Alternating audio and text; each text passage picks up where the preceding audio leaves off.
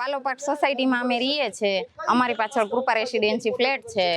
એ બંને વચ્ચે 15 ફૂટની માર્જિંગની જગ્યા છે. એમાં બિનકાયદેસર દુકાન છે. એની ઉપર બિનકાયદેસર પતરા નાખવામાં આવ્યા હતા. એની અમે અરજી કરી એટલે કોર્પોરેશન વાળા તોડી ગયા. તોડીને પાછા પતરા 2-2.5 કલાકમાં જ મેકી ગયા અને 2 દિવસ પછી રિપેર કામ બી કરવામાં આવ્યું છે. અને અમને સામી નોટિસ મળી છે, વસાવા સાહેબ કરીને છે, એને અમને નોટિસ આપી છે કે તમારી દિવાલમાં બારી છે, બારી બંધ કરો. અમારે તો ખાલી બારી જ છે, પણ 15 ફૂટ દૂર આવીને ફેલાયા છે એને તો તમે પાછા સપોર્ટ કરો છો.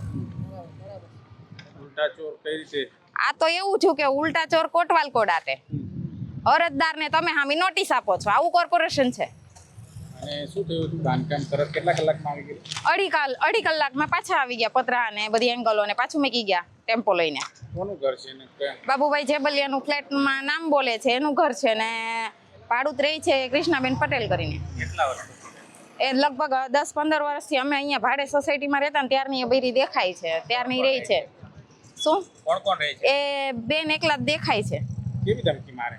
એવું કે આ ફોનમાં બતાવે અમને, આ ભાઈને જોયા છે, આ ભાઈને ઓળખો છો, આ એનો ફ્લેટ છે, હું એમાં રહું છું. હવે અમારે તો ડરમાં જ રહેવાનું. કોનો ફોટો બતાવે?